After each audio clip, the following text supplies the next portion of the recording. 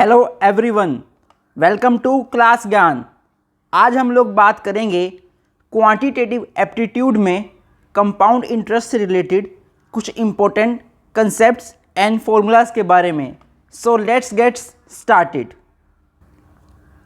ये video compound interest part 2 है।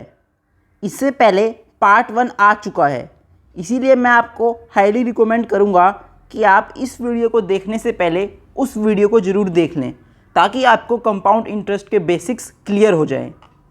अब बात करते हैं इस वीडियो में। हम लोग कंपाउंड इंटरेस्ट में पहले से ही काफ़ी टॉपिक्स जान चुके हैं, जैसे कि उसकी डेफिनेशन, कंपाउंडिंग क्या होता है, और उसका जो मेन फॉर्मूला है जो कि amount is equal to compound interest plus principal. हम लोग principal, rate of interest, R, amount, compound interest के बारे में बात कर चुके हैं, और हम लोग ने एक नया फॉर्मूला यहाँ से ही निकाला था, वो था compound interest is equals to amount minus principal. तो ये जो फॉर्मूला था ये भी हम इसी में से निकाल सकते हैं, जो ऊपर हमारे पास फॉर्मूला था, और ये भी एक क्वेश्चन भी था। इस वीडियो में हम लोग बात करेंगे जो कि कंपाउंड इंटरेस्ट का मेन फॉर्मूला है कि कंपाउंड इंटरेस्ट हम लोग निकालते कैसे हैं, और हमें अगर अमाउंट निकालना है, लास्ट में जो हमारा अमाउंट हमें देना होगा उसे अमाउंट कहते हैं, वो निकालना है, तो उसका फॉर्मूला क्या है। तो पहले बात करते हैं कंपाउंड इंटरेस्ट के बारे में। इम्पोर्टेंस ऑफ कंपाउंड इंटरेस्ट में हमारे पास है ये टॉपिक जो कि इंटरेस्ट कैलकुलेट करने के लिए हमें मदद करता है हमारी डेली लाइफ में। कहीं जो कंपाउंड इंटरेस्ट क्वेश्चंस बेस्ड होते हैं वो हम इंटरेस्ट के बेसिस पे कैलकुलेट करते हैं, जिसमें हमारे पास इनिशियल प्रिंसिपल होता है। कहीं competitive exams like SSC, banking, CAT, MAT etcetera ask the compound interest questions in its aptitude section. तो जैसे कि मैंने आपको बताया था, compound interest mainly placement preparation में, मेनली प्लेसमेंट क्वेश्चंस में नहीं होता है इतना, बट कहीं गवर्नमेंट एग्ज़ाम्स में, गवर्नमेंट कंपनीज अपने एग्ज़ाम्स में कंपाउंड इंटरेस्ट से रिलेटेड क्वेश्चन पूछती ही है। इस वीडियो में जो हमारा मेन एम है करने का वो है कंपाउंड इंटरेस्ट फॉर्मूला। तो वो फॉर्मूला क्या है जो हमें इस वीडियो में करना है, उसके बारे में बात करते हैं। जनरल वे में कंपाउंड इंटरेस्ट हम लोग कैसे निकालते हैं उसकी बात करते हैं कि जनरल वे में उसका मेथड है क्या। तो पहले हमें अमाउंट की अगर हम लोग बात करें तो जो अमाउंट का फॉर्मूला होता है, हमें इसके लिए कई चीज़ें चाहिए होती है। एक होता है पी, एक आर रेट ऑफ इंटरेस्ट, और एक होता है एन और एक टी। एन और टी के बारे में बात करेंगे अब। Amount is equals to P into 1 plus R by N whole की पावर एन इंटू टी। तो ये फॉर्मूला है हमारे पास अमाउंट निकालने का, और कंपाउंड इंटरेस्ट भी इसमें से ही निकलता है, उसकी बात भी अभी हम लोग करेंगे। तो इस फॉर्मूले में हम लोग क्या देख सकते हैं कि अगर हम लोग इसे थोड़ा ठीक से लिख लें एक बार, तो ये वो फॉर्मूला है। अब इस फॉर्मूले को समझने की जो बात है उस पर आते हैं। ए हमें पता है कि अमाउंट क्या होता है। अमाउंट जो हमें लास्ट में सबसे ज़्यादा जो पैसे, कंपाउंड इंटरेस्ट प्लस प्रिंसिपल होता है अमाउंट, जो कि लास्ट में हमें पैसे देने होते हैं, वो अमाउंट है। प्रिंसिपल हमारी इनिशियल इन्वेस्टमेंट या इनिशियल जो भी आपने पैसे बोरो करे हैं, जो भी आपके पास इनिशियल पेमेंट है, प्रिंसिपल है वो आपका initial money, into 1 plus R. अब ये आर क्या है? आर के बारे में हम लोग बात करते हैं तो इसमें हमारे पास जो मेन चीज़ है वो है रेट ऑफ इंटरेस्ट। इस फॉर्मूले में ध्यान देने वाली बात ये है कि यहाँ पे जो ये आर है, वो जो आर है वो रेट ऑफ इंटरेस्ट या इंटरेस्ट रेट डेसिमल में है। क्योंकि यही सेम फॉर्मूला ये डेसिमल में है, जो याद रखने वाली बात है। कहीं जगह आपने देखा होगा जहाँ पे एनुअली लिखा होता है कंपाउंड इंटरेस्ट, जब आपको एनुअली निकालना है तो उसमें अमाउंट का फॉर्मूला आपको मिलेगा हमेशा कुछ ऐसे करके, जो जनरल हर किसी ने देखा ही होता है, ऐसे ये फॉर्मूला आपको मिलता है। यहाँ पे जो आर है वो रेट ऑफ इंटरेस्ट है, बट डेसिमल में नहीं है। यहाँ पे वो परसेंटेज से, यहाँ पे जैसे कि 5% है तो उसे लिखा हुआ है ऐसे। यहाँ पे हमें सिर्फ 5 अभी लिखा है, पर हाँ जब हम कैलकुलेशन करेंगे तब 100 आएगा ही आएगा, वो एक अलग बात है। बट हम लोगों ने अभी परसेंटेज वाला कंसेप्ट इसमें ऐड नहीं करा है। हम लोग सिंपल बात कर रहे हैं कि इसको कैसे करना है। इसमें आगे हमारे पास जो एक और चीज़ है वो है n। ये जो n है ये क्या है? तो n है हमारे पास number of times interest is compounded per unit t।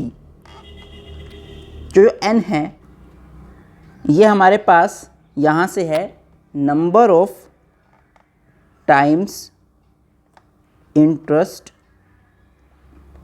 Is compounded per unit t। t हमारे पास यहाँ पे टाइम है, तो ये हमारे पास टाइम। तो इसमें और कुछ नहीं है, इतना ही इसके अंदर है मेन फॉर्मूला के अंदर। अगर हम देखें तो अमाउंट हो गया हमारे पास, यहाँ से p हो गया, यहाँ पे 1 है, प्लस है, r है, n है इंटू t है। कुछ बातें और ध्यान देने की भी इसमें हमारे पास आएंगी, जैसे कि जो हमारे पास यहाँ पे ये है n और t, ये मल्टीप्लाई में है n इंटू टी।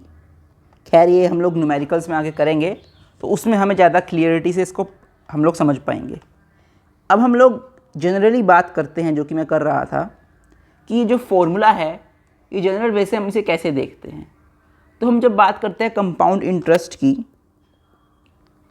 जब इंटरेस्ट कंपाउंडेड है एनुअली, तो यहाँ पे दो बातें हमें पता चलती हैं।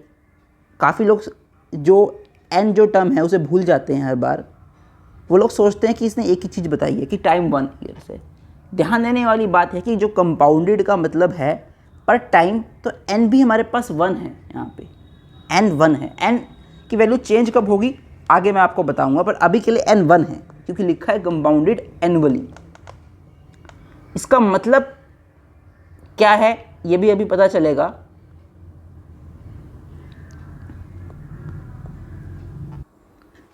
इसी के साथ एक और चीज़ जो ध्यान रखने की वो ये है कि जब हम जनरल फॉर्मूला हमेशा यूज़ करते हैं तब हम लोग इसको ऐसे लिख देते हैं।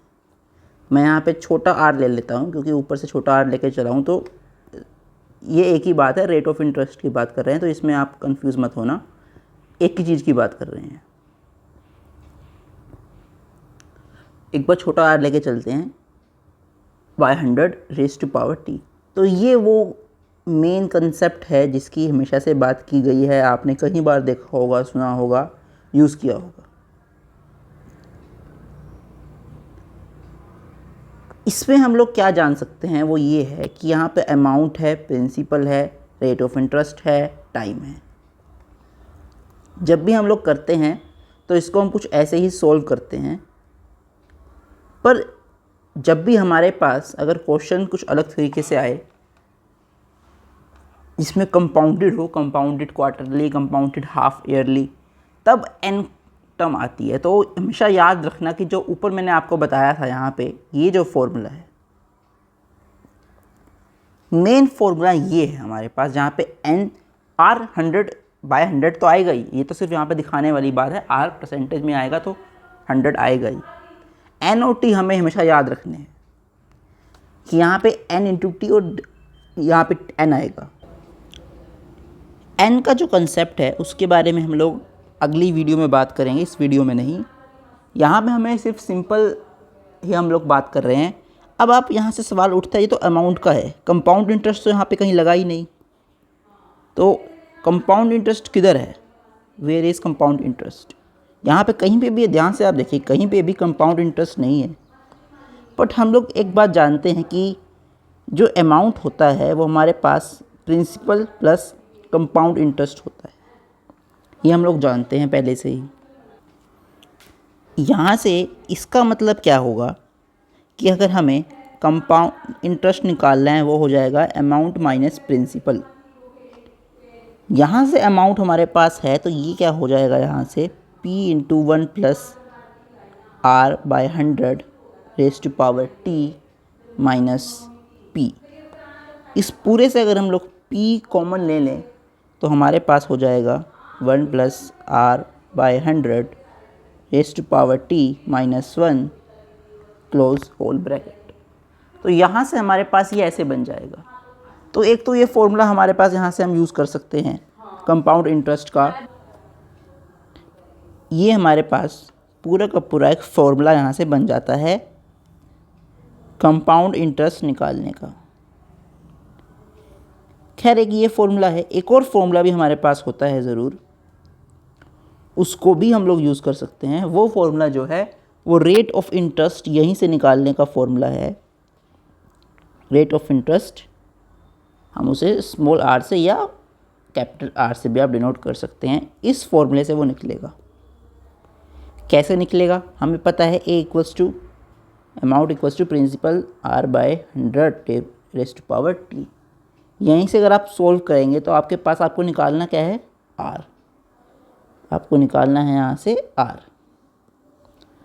r यहाँ से हमारे पास रेट ऑफ इंटरेस्ट, ध्यान रखना इसमें परसेंटेज की भी बात होती है, परसेंटेज लेकर चलना हम अपने साथ। डेसिमल में पूछेंगे तो एक अलग बात है, पर परसेंटेज में ही पूछते हैं ज़्यादातर।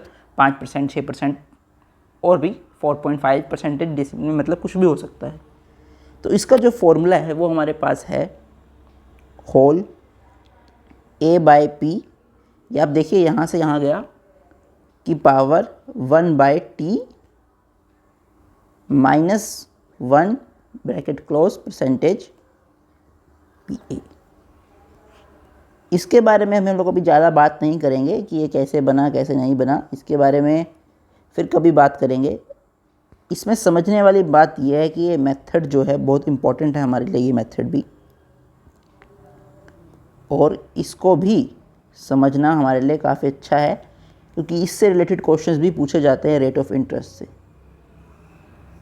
हमने इस वीडियो में काफ़ी सारी बातें करी। इस वीडियो में अभी इससे ज़्यादा मैं आगे नहीं लेके जा रहा हूँ इस वीडियो में, क्योंकि जो इम्पॉर्टेंट मेथड था हमारे लिए उससे रिलेटेड हमने काफ़ी सारी चीज़ें कर ली हैं इसमें, जो हमारे लिए मेन था। बनने को तो कंपाउंड इंटरेस्ट में और भी कई सारे फॉर्मूले हैं, कई सारे कंसेप्ट्स हैं जो मैं अगली वीडियो में आपको बताऊंगा। इस वीडियो में नहीं बता रहा हूं ताकि आपको बेसिक अंडरस्टैंडिंग रहे। एक बात जो ध्यान रखने की है वो सिर्फ इतनी ही है कि कंपाउंड इंटरेस्ट में आपके पास ये एक बहुत इंपॉर्टेंट फॉर्मूला है, इसको हमेशा याद रखना। और जब हम इंटरेस्ट की बात करते हैं तो इंटरेस्ट किसी भी चीज़ पे, किसी भी मनी पे लगता है जो, वो सिंपल इंटरेस्ट होता है एक होता है कंपाउंड, जो वीडियो में चल रहा है। सिंपल इंटरेस्ट रिलेटेड क्वेश्चन भी आते हैं। हमारे पास एक और इंटरेस्ट भी होता है जो कि है सक्सेसिव इंटरेस्ट कह सकते हैं हम उसे, या इक्विवेलेंट इंटरेस्ट भी कह सकते हैं। तो इन सब के अपने अपने अलग फॉर्मूले हैं, अपने अपने इनकी मीनिंग है। खैर ये सिर्फ मेरा आपको बताने का पर्पस था कि इस तरीके से भी कुछ और इंटरेस्ट होते हैं। सिंपल इंटरेस्ट आप सब लोग जानते हैं, कंपाउंड भी जानते होंगे, काफ़ी लोग ये भी जानते होंगे। जो एन का कंसेप्ट मैंने आपको बताया, एन यहाँ पे जो था number of times interest compounded per unit time. तो कंपाउंडेड जो है अगली वीडियो में हम लोग जरूर देखेंगे। तो एक बात ध्यान रखने की है कि जो आपका सिंपल बेसिक फॉर्मूला है ये वाला, ये फॉर्मूला काफ़ी इंपॉर्टेंट फॉर्मूला, आपको पता भी होना चाहिए। पर जो क्वेश्चन ज़्यादातर बन के आएगा वो आपके पास हमेशा इस पे ही आएगा, जिसमें आपके पास एन होगा, कंपाउंडेड वर्ड जुड़ा होगा। कंपाउंडेड का मीनिंग आपको अगली वीडियो में ही समझ में आएगा। इसीलिए मैं आपको ये बात कह रहा हूँ कि जो आपका मेन जो फॉर्मूला है वो ये है हमेशा ही।